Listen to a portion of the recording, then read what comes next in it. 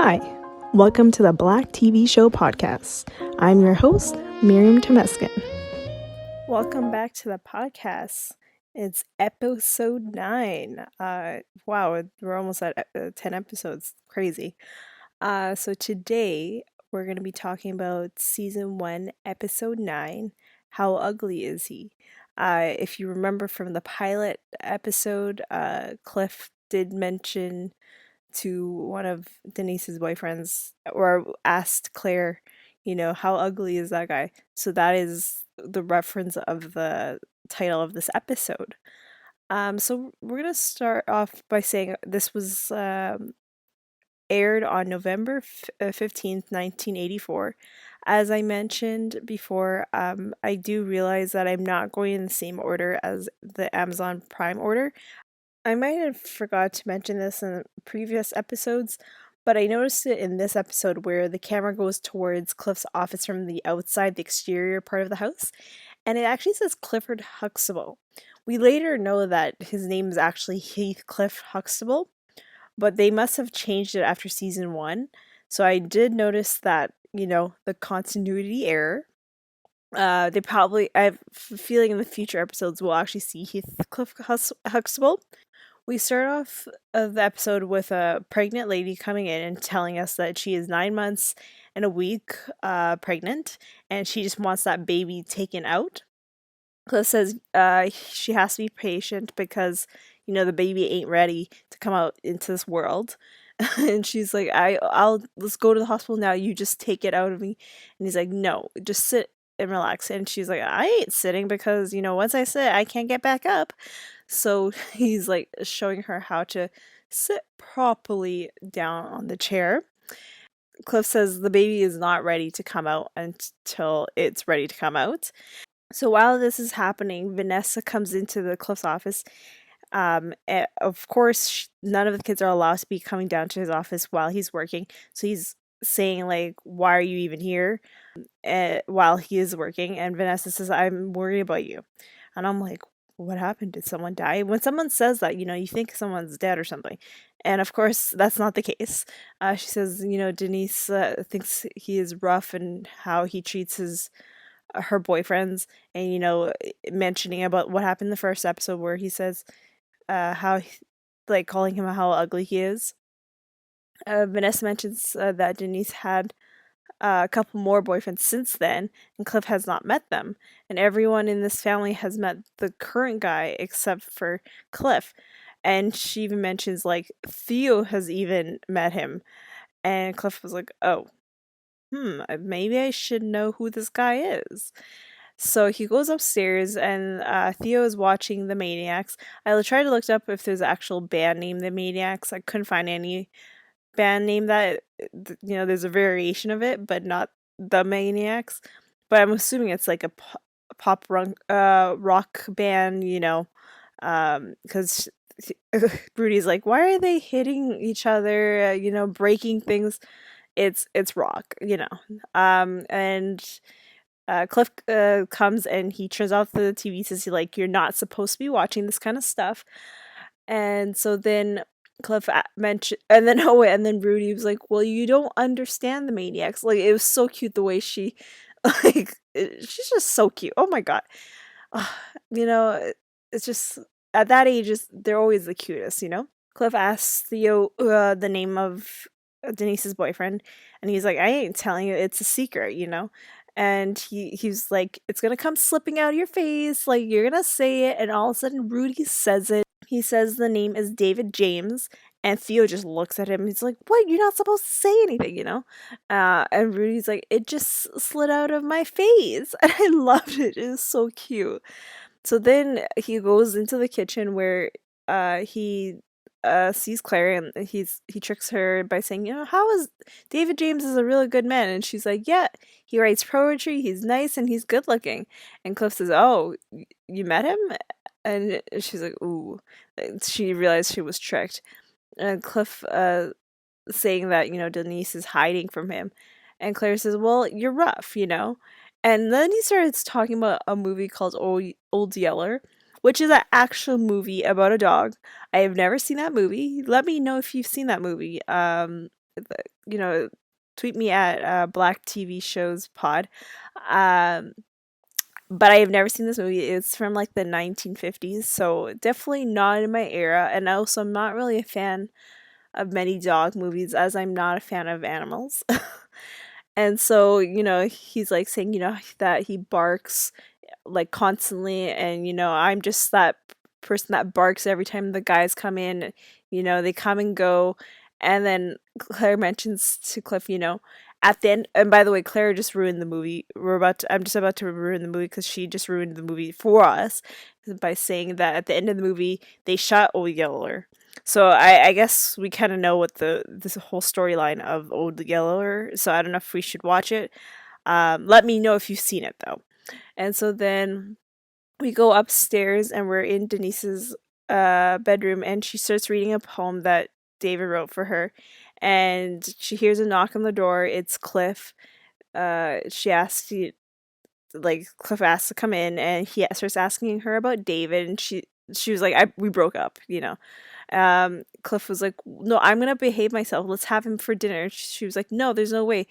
Like, I don't want any of, like, Vanessa or Rudy to be there. He's like, no one under the age of 16 will be there. And she was like, oh, okay, maybe we should have this dinner. So they decide to have this dinner. And so we move on to the kitchen scene where Cliff is making dinner.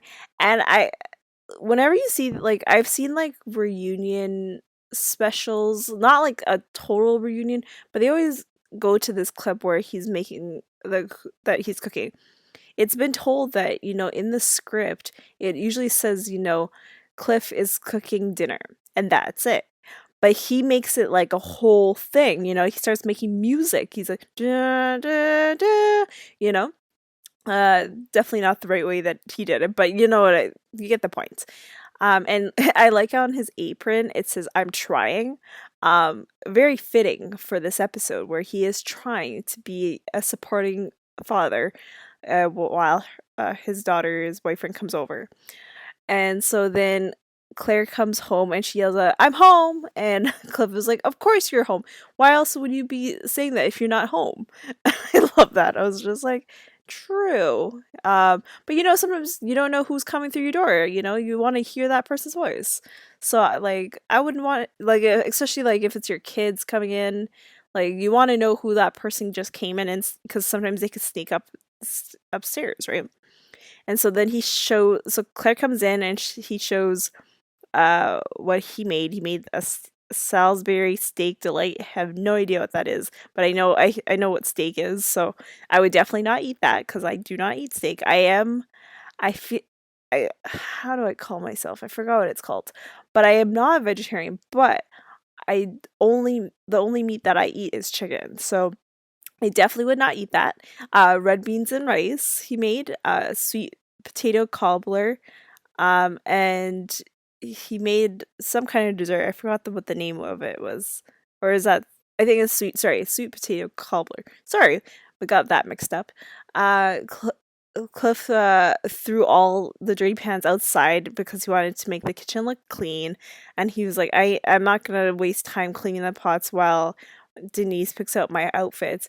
And so he takes off the apron and he's wearing this like gray jacket, but not really a jacket. It's like, I don't even know how to describe it. I would not wear that, and I would not recommend anyone to wear that. But I don't know, it's very unique. I don't know if it's supposed to be an 80s style kind of jacket. And then he's of course wearing a gray shirt with like a gray skinny tie.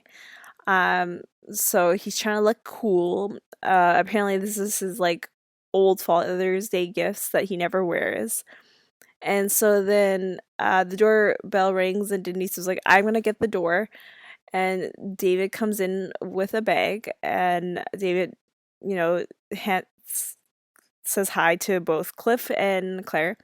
And he mentions to Cliff, I heard that you like Tony Taylor. And he's like, yeah, I love Tony Cleanhead Taylor. I was trying to look up if that's an actual person. It's not. But there is a person with the last name Taylor that's a pianist. And of course, the record that we heard was just basically piano. So I have a feeling it's that person, but I'm not sure why they didn't use an actual real person's name. Yet again, we're on the ninth episode, and they mention a lot about movies and songs and stuff, but they're not actual realistic uh songs in movies and TV shows that are existent. They tend to change the name a bit, so maybe that's what they did with this person. Cliff plays the record right there and then, and he's just loving it. And then Theo comes down and turns it off without his permission, and because he's like, this music sucks, like why are we listening to it, ain't hip-hop. So Cliff asks Theo, like, why did he turn off the music? And because he's like, I don't, just cuz. And Cliff was like, did I tell you to turn off the music? And Theo's like, no. And so Cliff was like, can you ask me? And so Theo was like, can I turn off the music? And he's like, yeah, go ahead. And it was already done though. So it was like, what's the point of saying like you gotta get him to ask you? But whatever. And so then I noticed Theo's shirt that says temple. And at the beginning of this episode in Cliff's office, there's a temple logo. So that is actual university. Temple University is a university that Bill Cosby went to get his bachelor's degree in physical education. So I guess he was planning to be a phys ed teacher. I'm not sure. And so we're gonna see a lot throughout the season of a lot of universities, and majority of them being HBCUs, that we'll see on people's sweaters and shirts and like all that stuff. So, and that has been a trend also on the Fresh Prince of Bel-Air. I remember seeing, them wearing like Howard on their shirts, even though, Will and Carlton went to UCLA. You will see a lot of HBCU outfits or as majority sweaters and shirts. So it was a trend back in the day to do that. And so I just wanted to mention that. And then David switches his legs, I guess, or move his legs so you could notice his socks, or like his pants are coming up so you can see his socks. And they're two different colors. And Cliff looks at them being like, oh, I guess, you forgot to, or, you didn't wash the right socks, or these were the missing socks or something like that. Dave was like, no, I'm wearing this purposely. I always do two different socks. Um, and so he's like, we don't need to be always having straight. It seems like he's just like, don't need to be straight on all the time. Cliff changes the subject and talks about college and asks him, is he planning to go on to college? And he says, yeah, I got accepted to Harvard, Stanford, and Duke. But David mentions that he didn't apply to those schools. They came to him. And he mentions he's not going to go to school. Like, even though they came to him, he's like, I don't believe, in grades. Like, what does an A really mean? And like Theo's happy. He's like, yeah, I agree with you. And Cliff mentions, well, when people don't care about the grades, they do so because they're not doing so well. And Dave is like, well, I get all A's. And you see the reaction in like Cliff's eyes. He's like, oh. And David asks, what does an A really mean? And he says he was reading Socrates, and it says that true learning is from observing the world, which is true. I feel like I learn more when I travel the world. I am a big proponent of traveling. It's one of my passions to see the world. It's probably the only thing in my life that makes my face clear up from acne. I swear every time I travel, I have nice clear skin. So traveling is a big component for me to learn about the world. So I understand that statement. And I wanted to look up about Socrates. I was in Greece last year, but I didn't really pay attention to all that stuff. So Socrates was a Greek philosopher from Athens who is credited as one of the founders of the Western philosophy and is being the first moral philosopher of the Western ethical tradition of thought. So just a little history right there. And then Theo asks, like, where can he get that book of Socrates? And Cliff was like, well, you don't read. And he's like, well, maybe there's a movie. I am that person. I tend to go to that movie instead of reading that book.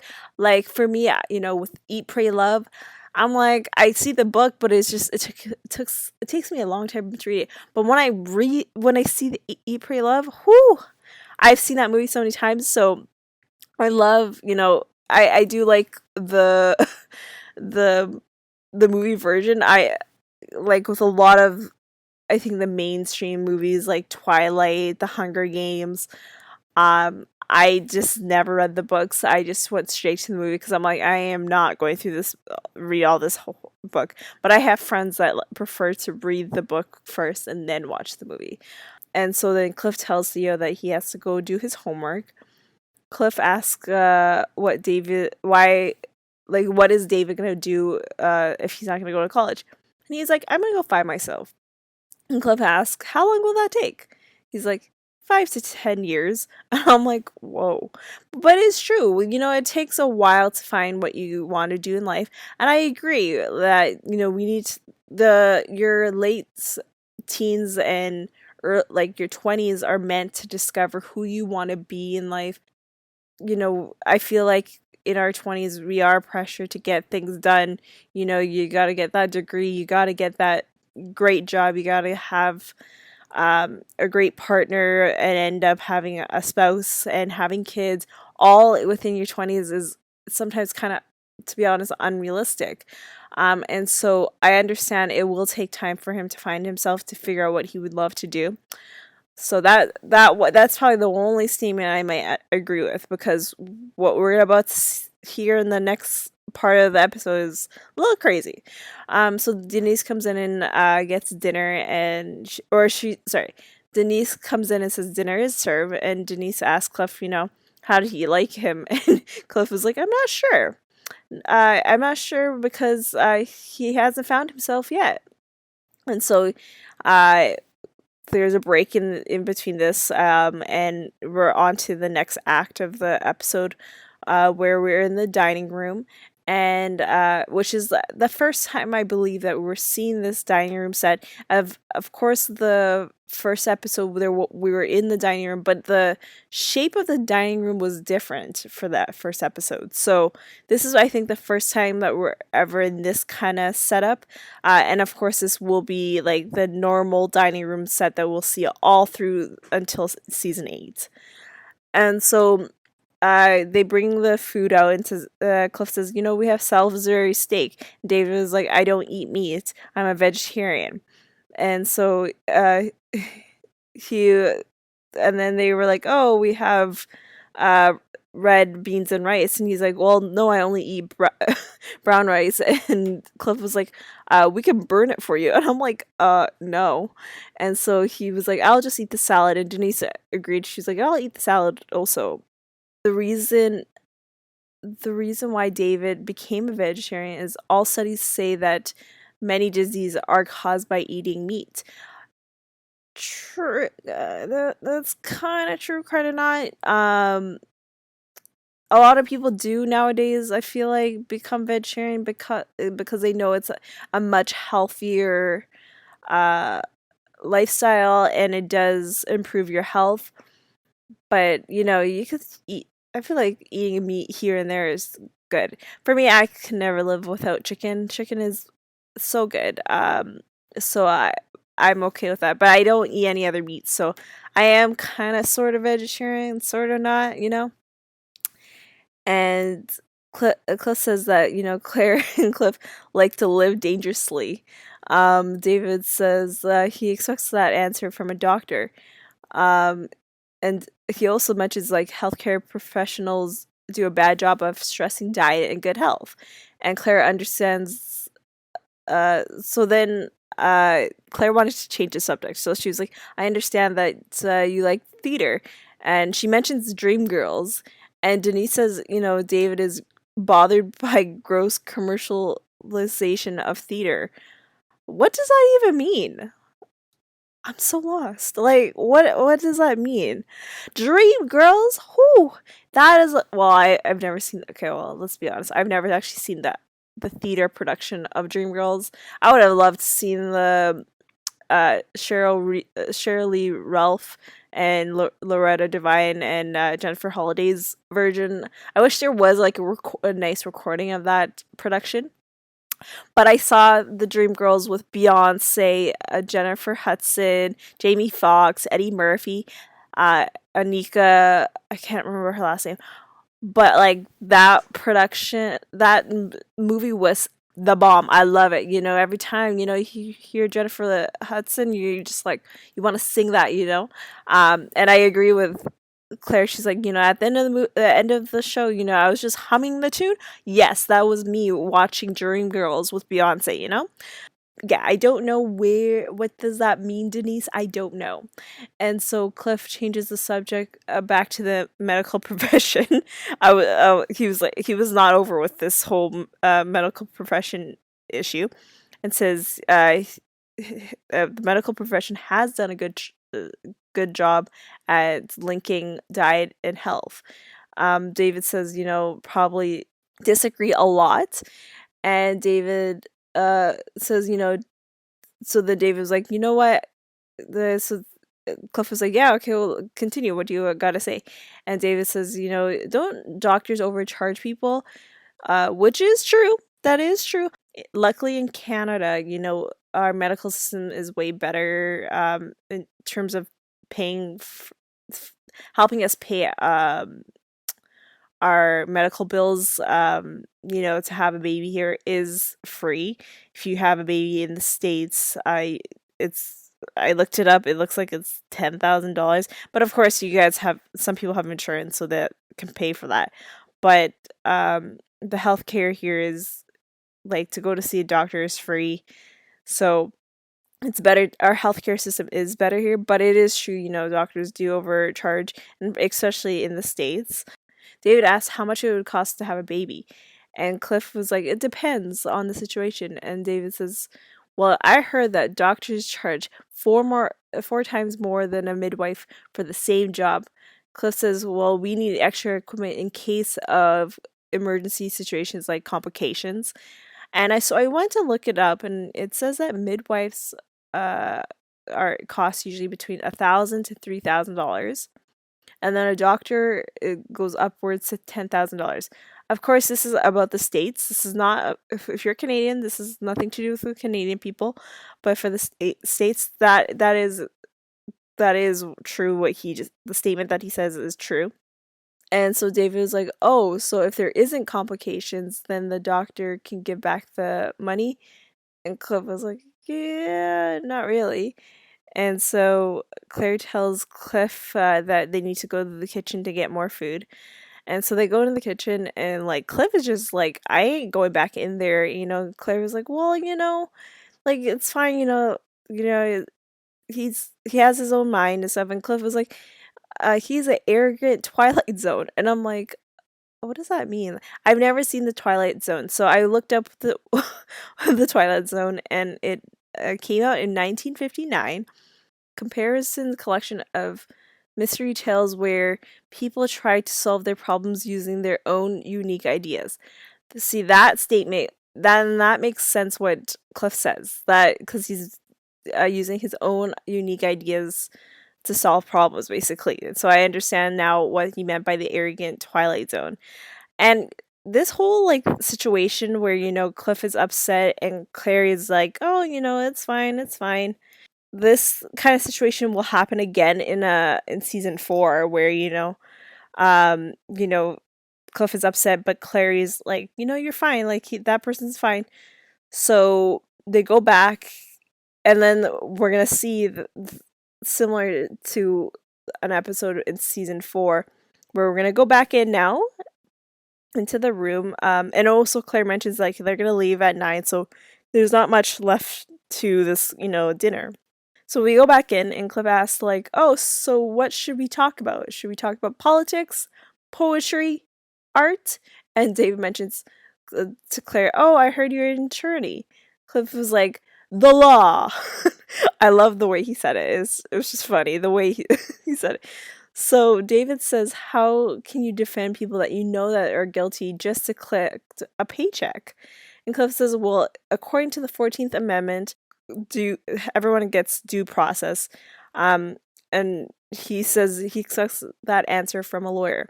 I did look up the 14th Amendment, and that is true that everyone has the right for due process. David says that he expects that answer from a lawyer. Cliff starts smiling. He's like, "Huh, now you know my drift. You understand what I'm feeling." And then David adds on to what he says is, you know, like, "Why are you dividing your time between a career and family? You should stay home with the kids while Cliff works, because Cliff is making enough money to take care of this family." Claire, she just straight up says, "This is a sexist statement. Why didn't you ask the same question to Cliff?" And Cliff was like, "Hey, we need to go back to the kitchen. We this is too much." And Claire goes back into the kitchen, or Cliff and Claire go back to the kitchen, and now she is angry. Yet this whole situation, I'm telling you guys, we're gonna see this happening again in season 4 with a different situation where now Claire is upset, and Cliff mentions the movie Old Yeller, and he's like, "Oh, and there was a sequel, Mrs. Old Yeller, and she bite people. She didn't only bark, she bite people." And so then Denise comes in, and she says there might be a lineup of the movies, and so they're gonna leave early. And while they're walking away, Denise is like pulling him out, and like, because she clearly knows that this is like a bad dinner with the family. And so then the scene is over, and it's later in the evening, and Cliff and Claire are in their pajamas, and Cliff is eating some dessert, and Denise comes back. She was like, they watched a movie called South Dakota. I looked up if there's an actual movie named South Dakota. There is a movie named South Dakota, but it came out in 2017, so this is not the same movie that they're talking about. Denise says that David comes up with the strangest idea. So the movie that they were watching was about a guy that moved to South Dakota to live off the land, and that person had 4 wives, and David was like, "I could see myself getting into this." And Denise was like not upset. She was just like, "I am not dealing with someone like this." So David calls the house, and Denise doesn't want to take the phone call because Cliff picked up the phone, and she says to Cliff, "Tell him that I don't want him. I'm done, or she's not home." Cliff is like, "I'm not doing that because earlier today you were saying how I'm rough and all this to your boyfriends. Now it's your turn to tell people that you're not interested." And Claire seconds that. Denise goes up, says, "Okay, I'm gonna take it upstairs," and then she takes it upstairs, and Cliff hears on the phone, "Oh, Denise is on there now," and then instead of hanging up the phone, he keeps the phone, and he's like hearing and listening, and Claire was like, "Oh no, you're not hearing this conversation," and so she closes I don't know what it's called, on the phone where like usually when, because this is like a phone that has like coils that go connect to the actual phone, and like when you put the phone down it ends the call. I don't know what it's called, but yeah, she does that.